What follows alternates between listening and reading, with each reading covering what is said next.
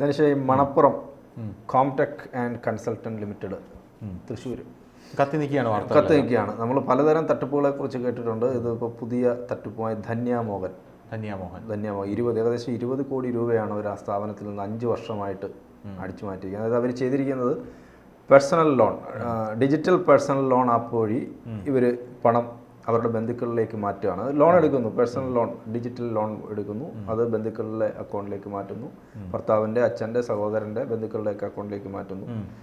അപ്പോൾ ഇന്ന് അവർ കീഴടങ്ങിയിട്ടുണ്ട്. കീഴടങ്ങുന്ന സമയത്തും മാധ്യമങ്ങളോട് അവർ വളരെ പരിഹാസത്തോടെ സംസാരിക്കുകയാണ്. ഞാൻ ചന്ദ്രനിൽ 5 സെന്റ്. അവരുടെ കോൺഫിഡൻസ് ശ്രദ്ധിച്ചോ? അതെ അതെ അതെ, വളരെ കോൺഫിഡൻ്റ് ആയിട്ടാണ് അവർ കൊല്ലം ഈസ്റ്റ് പോലീസ് സ്റ്റേഷനിൽ കഴിഞ്ഞ ദിവസം വന്ന് കീഴടങ്ങിയത്. വളരെ കോൺഫിഡൻ്റ് ആയിട്ട് അവർ വരുന്നു, കൊല്ലം പോലീസ് സ്റ്റേഷനിൽ അവരുടെ തട്ടിപ്പ് കഥകൾ പറയുന്നു, അവിടെ കീഴടങ്ങുന്നു. പുറകെ മാധ്യമങ്ങൾ വരുന്നു.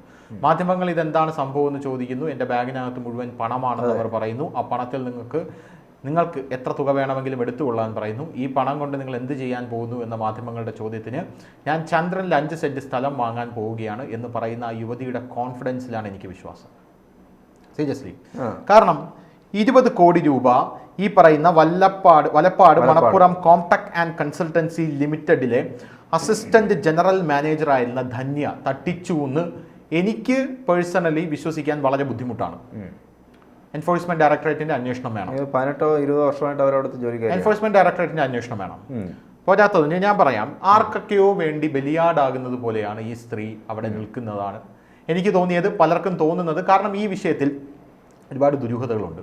ആ വിഷയം നമ്മൾ കൃത്യമായിട്ട് ആ വിഷയം വേണ്ട, അതിൻ്റെ സ്റ്റോറി ലൈൻ കേൾക്കുമ്പോൾ തന്നെ നമുക്ക് മനസ്സിലാവും ഇതെങ്ങനെ ഇവർ തട്ടിച്ചു. 20 കോടി രൂപ 5 കൊല്ലം ഒരു സ്ത്രീ നിരന്തരമായി ഒരു കമ്പനിയിൽ തട്ടിച്ചുകൊണ്ടിരിക്കുമ്പോൾ ആ കമ്പനിയിലുള്ള ആൾക്കാർക്ക് മനസ്സിലായില്ലെങ്കിൽ ആ മണപ്പുറം എന്ന് പറയുന്ന ആ സ്ഥാപനത്തിലെ അവിടെ ഗോൾഡ് ലോൺ നിക്ഷേപിക്കാൻ വരുന്ന ആൾക്കാർക്ക് എന്ത് വിലയാണ് അവർ കൊടുക്കുന്നത് എന്നത് ആദ്യത്തെ ചോദ്യം. കൃത്യമായ ഓഡിറ്റിംഗ് ഉള്ള സ്ഥാപനമാണല്ലോ. ഓഡിറ്റിംഗ് നടക്കുന്നുണ്ടോ അവിടെ? ഈ ഓഡിറ്റിംഗ് നടക്കുകയാണെങ്കിൽ ഈ 20 കോടി ഇവരെങ്ങനെ തട്ടിക്കുമെന്നുള്ള ചോദ്യമാണ് എൻ്റെ $1 മില്യൺ ക്വസ്റ്റ്യൻ. 1 വർഷം കൊണ്ട് തട്ടിച്ചു എന്ന് പറഞ്ഞാൽ നമുക്ക് മനസ്സിലാക്കാം. എൻ്റെ $1 മില്യൺ ക്വസ്റ്റ്യൻ അതാണ്. കൃത്യമായി ഓഡിറ്റിംഗ് നടക്കുന്നുവെങ്കിൽ എങ്ങനെ ഇവർ 20 കോടി തട്ടിച്ചു? അവരുടെ സ്റ്റോറി ലൈൻ എന്ന് പറഞ്ഞാൽ വളരെ രസകരമാണ്. 18 കൊല്ലമായിട്ട് ഈ സ്ത്രീ അവിടെ ജോലി ചെയ്യുകയാണ്. 18 കൊല്ലമായിട്ട് ഈ സ്ത്രീ അവിടെ ജോലി ചെയ്യുന്നു. ഇവിടെ തട്ടിപ്പ് തുടങ്ങിയിട്ട് 5 വർഷമേ ആയുള്ളൂ. 5 വർഷമായി ഇവർ തട്ടിപ്പ് നടത്തുന്നു. 8 അക്കൗണ്ടുകളിലേക്ക് ഇവർ പണം മാറ്റി എന്ന് പറയുന്നു.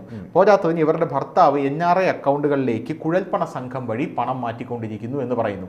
ഇവരും ഇവരുടെ ഭർത്താവും ചേർന്ന് 20 കോടി രൂപ തട്ടിക്കാൻ കഴിയും എന്നുള്ളത് അരിയാഹാരം കഴിക്കുന്ന മലയാളികൾക്ക് വിശ്വസിക്കാൻ ബുദ്ധിമുട്ടാണ്. രണ്ടാമത്തെ കാര്യം, ഈ മണപ്പുറം പോലെയുള്ള സ്ഥാപനങ്ങൾ കൃത്യമായി മാധ്യമങ്ങൾക്കും പോലീസുകാർക്കും പൈസ കൊടുക്കുന്നുണ്ടോ എന്ന് അന്വേഷിക്കണം. അവരന്വേഷിച്ച ശേഷം മണപ്പുറത്തിന്റെ സ്ഥാപിത താല്പര്യങ്ങൾക്ക് പുറത്താണോ വാർത്തകൾ പുറത്തു വരുന്നത് എന്നുള്ള കാര്യം നമ്മൾ കൃത്യമായിട്ട് അന്വേഷിക്കണം. മണപ്പുറം എന്ന് പറയുന്നത് തന്നെ ഉപഭോക്താക്കളെ ചൂഷണം ചെയ്യുന്ന ഒരു സ്ഥാപനമാണ്. എന്നൊരു പേര് അവർക്കുണ്ട്. അത് വേറെ കാര്യം. ഇവര് പൈസ എങ്ങനെയാണ് ഇവർ മാറ്റിയിരുന്നത്? 20 കോടി രൂപ, അതായത് 19.94 കോടി രൂപ ഇവർ തട്ടിച്ചിരുന്നത് വ്യാജരേഖ ചമച്ച് വ്യാജ വിലാസത്തിൽ വായ്പകൾ മാറ്റി തുക തട്ടി എന്നാണ് പറയുന്നത്. ഇത്തരത്തിലുള്ള ഒരു സ്ത്രീക്ക് അങ്ങനെ തട്ടാൻ കഴിയുമെന്ന് ഞാൻ വിശ്വസിക്കുന്നില്ല. രണ്ടാമത്തെ കാര്യം, കൃത്യമായിട്ടുള്ള ഓഡിറ്റിംഗ് നടക്കുന്ന സ്ഥാപനമാണെങ്കിൽ എന്തായിരുന്നാലും 5 വർഷമല്ല 5 ദിവസത്തിൽ ഇവർ പിടിക്കപ്പെടും എന്നുള്ളത് നമ്മൾ മനസ്സിലാക്കണം. 80 ലക്ഷം രൂപയുടെ തട്ടിപ്പാണ് ആദ്യം കണ്ടെത്തിയത്. 80 ലക്ഷം രൂപ, അത് ഡിജിറ്റൽ പേഴ്സണൽ ലോൺ അക്കൗണ്ട് വഴി തട്ടിപ്പ് നടത്തിയപ്പോൾ 80 ലക്ഷം രൂപയുടെ തട്ടിപ്പ് നടത്തിയപ്പോഴാണ് കമ്പനി ഇത് ശ്രദ്ധിക്കുന്നത് എന്ന് പറയുന്നത്. അങ്ങനെ കൃത്യമായിട്ട് അവർ പുറത്തു വരുന്നു എന്നാണ് കമ്പനി പറയുന്നത്. പോരാത്തതിന് ഇതിൽ ഏറ്റവും എനിക്ക് ചിരി വന്നൊരു സംഭവം, 8000 രൂപയുടെ 8000 തവണ, മനസ്സിലായില്ലേ, 8000 ടൈംസ് ഇവരുടെ കുടുംബാംഗങ്ങളുടെയും ബന്ധുക്കളുടെയും അക്കൗണ്ടുകളിലേക്ക് പണം അയച്ചിട്ടുണ്ട്. ആ പണം അയച്ച 20 കോടി രൂപ 8000 തവണ ഇവർ അയച്ചിട്ടുണ്ട്. അങ്ങനെയാണെങ്കിൽ അവർക്കുണ്ടാവുന്ന ടാക്സ് പ്രോബ്ലം, ഇൻകം ടാക്സിന്റെ വിഷയങ്ങൾ, അങ്ങനെയുള്ള പല കാര്യങ്ങളും അവരെങ്ങനെ ഫേസ് ചെയ്ത് കാണും.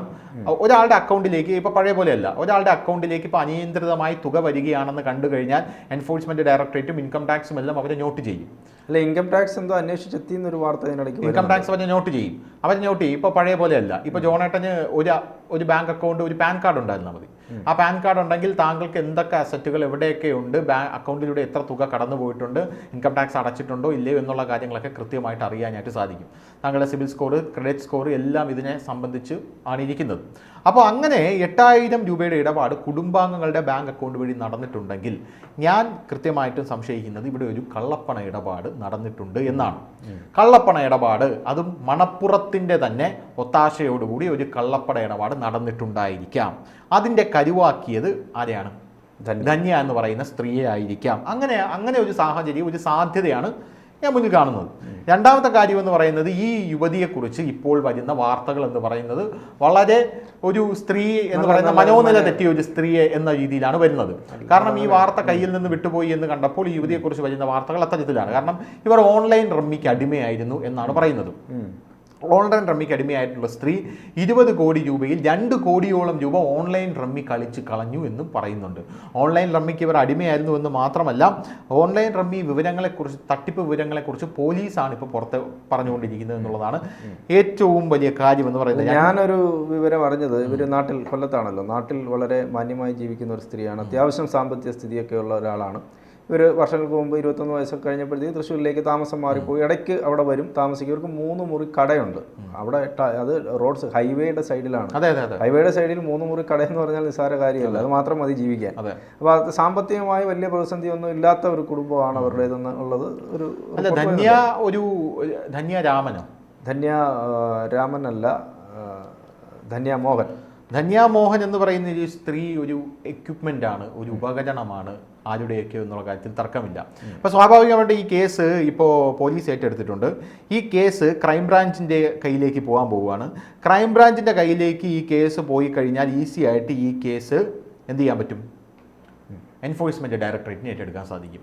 എൻഫോഴ്സ്മെൻറ്റ് ഡയറക്ടറേറ്റ് ഈ കേസിൽ അന്വേഷണത്തിന് എത്തുന്നു എന്ന വിവരങ്ങളാണ് ഇപ്പോൾ പല ഭാഗത്തു നിന്നും പുറത്തു വന്നുകൊണ്ടിരിക്കുന്നത്. ഇവരുടെ സകല സ്ഥാപന ജംഗമ വസ്തുക്കളും അവർ പരിശോധിക്കും എന്നാണ് അറിയാനായിട്ട് സാധിക്കുന്നത്. എൻഫോഴ്സ്മെൻറ്റ് ഡയറക്ടറേറ്റ് അന്വേഷണം, കേന്ദ്ര ഏജൻസികൾ പ്രാഥമിക പരിശോധന ഈ കാര്യത്തിൽ തുടങ്ങിയെന്നാണ് നമുക്കറിയാനായിട്ട് സാധിക്കുന്നത്. കാരണം അറസ്റ്റിലായ ബാങ്ക് ഉദ്യോഗസ്ഥയായിട്ടുള്ള ഇവരുണ്ടല്ലോ, അതായത് ഇവർക്ക് 40 വയസ്സാണെന്നാണ് ഞാൻ മനസ്സിലാക്കുന്നത്. അപ്പോൾ ഇവർ ആ സ്ഥാപനത്തിൽ ജോലിക്ക് കയറിയ ദിവസം ഇവരുടെ ക്വാളിഫിക്കേഷൻ അടക്കം പരിശോധിക്കും. ഇവരുടെ ബാങ്കുകൾ, അക്കൗണ്ടുകൾ, ഇവർക്ക് 5 അക്കൗണ്ടുകൾ ഉണ്ടെന്ന് പറയുന്നു, ചിലർ പറയുന്നു 8 അക്കൗണ്ട് ഉണ്ടെന്ന് പറയുന്നു. അക്കൗണ്ടുകളെല്ലാം പരിശോധിക്കും. ഇവരുടെ കുടുംബങ്ങൾക്ക് എങ്ങനെയാണ് പൈസ പോയിരിക്കുന്നതെന്ന് പരിശോധിക്കും. പോരാത്തതിന് ഇപ്പോൾ ഇത് കണ്ടുപിടിക്കാനൊരു പാടുമില്ല. ഇത് എങ്ങനെയാണ് ഈ വായ്പ അവിടെ നിന്നും ഇവരുടെ ഇതിലേക്ക് വരികയാണെന്നാണ് പറഞ്ഞിരിക്കുന്നത്. 5 കൊല്ലം, അവിടെയാണ് എൻ്റെ ദുരൂഹത വർദ്ധിപ്പിക്കുന്നത്. കാരണം 5 കൊല്ലം ഇവർ വ്യാജരേഖ ചമച്ചും വ്യാജവിലാസത്തിൽ വായ്പ തട്ടി മണപ്പുറത്തിൻ്റെ പൈസയാണ് ഇവരുടെ അക്കൗണ്ടുകളിലേക്ക് ഇട്ടുകൊണ്ടിരിക്കുന്നത്. കമ്പനിക്ക് വേണമെങ്കിൽ 5 ദിവസത്തിൽ കണ്ടെത്താം, പക്ഷെ കമ്പനി കണ്ടെത്തിയില്ല. വായ്പ എടുക്കുന്നവർ തിരിച്ചടച്ചില്ലെങ്കിൽ വലിയ പ്രശ്നമാണ്. അതാണ് അടുത്ത പോയിന്റ്, അത് വലിയതാണ്. 5 വർഷത്തിൽ ഈ വായ്പ എടുക്കുന്നവർ തിരിച്ചടച്ചില്ല. മണപ്പുറം പോലുള്ള ഒരു സ്ഥാപനത്തിൽ അവർ കൃത്യമായി 1 മാസം പലിശ അടച്ചില്ലെങ്കിൽ വിളിക്കുന്ന ആളുകളാണ്. അതെ അതെ അതെ അതെ, വീട്ടിലെത്തുന്ന ആളുകളാണ്. കോവിഡ് സമയത്ത് വീട്ടിലെത്തിയ ആളുകളാണ്. അതെ, മനസ്സിലായി. അനുഭവം ഉണ്ടോ? തീർച്ചയായും. അങ്ങനെയുള്ള ആൾക്കാരാണ്. അപ്പോൾ അങ്ങനെയുള്ള ആൾക്കാർ പൈസ തിരിച്ചടയ്ക്കാത്ത ഈ സ്ത്രീ 20 കൊല്ലം അവിടെ നിന്നും വെട്ടിച്ചപ്പോൾ ഞാൻ പറയട്ടെ, 50,000 രൂപ, എന്തിനു പറയാം, 10,000 രൂപ അവിടെ നിന്നും നമ്മൾ ബാധ്യത ഉണ്ടാക്കി കഴിഞ്ഞാൽ അതിൽ 50 പൈസ പോലും തിരിച്ചടയ്ക്കാതെ ഇരുന്ന് കഴിഞ്ഞാൽ വീട്ടിലേക്ക് എത്തുന്ന സ്ഥാപനമാണ് മണപ്പുറം എന്ന് പറയുന്നത്. ആ സ്ഥാപനം 20 കോടി രൂപ ഒരു സ്ത്രീ കൊണ്ടുപോയപ്പോൾ അറിഞ്ഞില്ല എന്ന് പറയുന്നത് ദുരൂഹത വർദ്ധിപ്പിക്കുന്ന സംഭവമാണ്. യാതൊരുവിധ തർക്കവുമില്ല. ഇത് കേസ് ക്രൈംബ്രാഞ്ചിന് വിട്ടു. ഇഡിക്ക് ഈ കേസ് അന്വേഷണം ഏറ്റെടുക്കാം. ആരും പറയാതെ തന്നെ ഈ മേഖലയിൽ ഇഡി ചില റെയ്ഡുകളൊക്കെ മുമ്പ് നടത്തിയിട്ടുണ്ട് എന്നാണ് പറയുന്നത്. അപ്പോൾ ആ ഒരു സാഹചര്യം വെച്ച് നോക്കുകയാണെങ്കിൽ എൻഫോഴ്സ്മെൻറ്റ് ഡയറക്ടറേറ്റിൻ്റെ അന്വേഷണം വന്നാൽ മാത്രമേ യഥാർത്ഥത്തിലുള്ള വസ്തുത എന്താണെന്ന് പുറത്തു വരൂ. ഞാനിപ്പോഴും ഉറച്ച് പറയുന്നു ജോണേട്ട, ഇവരെന്ന് പറയുന്നത് വെറും ഒരു ഇൻസ്ട്രുമെന്റ് മാത്രമാണ്. ഇവരുടെ പിന്നിൽ വമ്പൻ സ്രാവുകളാണ് എന്നുള്ള കാര്യത്തിൽ ധനുഷ് പറഞ്ഞതിനകത്തൊരു കാര്യമുണ്ട്. അതായത് അവർ സാധാരണഗതിയിൽ ഇത്തരം തട്ടിപ്പ് നടത്തുന്ന ആളുകൾ ഒളിവിൽ പോകും. അത് ഇത്രയും ഭീമമായ തുകയാണ് തട്ടിച്ചിരിക്കുന്നത്.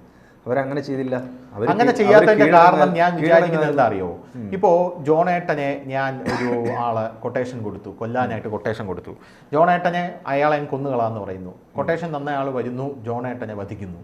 എന്നിട്ട് തിരിച്ചെൻ്റെ അടുത്ത് വരുമ്പോൾ ഞാൻ അയാളെ കൈ ഒഴിഞ്ഞു കഴിഞ്ഞാൽ, പോലീസ് അയാളുടെ പറയും ഞാൻ കൈ ഒഴിഞ്ഞു കഴിഞ്ഞാൽ അയാൾ എന്ത് ചെയ്യും? അയാളുടെ അടുത്ത സ്റ്റെപ്പ് എന്ന് പറയുന്നത് പോലീസിൽ കീഴടങ്ങി മുഴുവൻ കുറ്റങ്ങളും ഏറ്റുപറഞ്ഞ് എങ്ങനെയെങ്കിലും, കാരണം കുറ്റം ചെയ്യുന്നതിനെക്കാട്ടിലും വലുതാണ് കുറ്റം ചെയ്യാൻ പ്രേരിപ്പിക്കുന്നത്, അല്ലേ?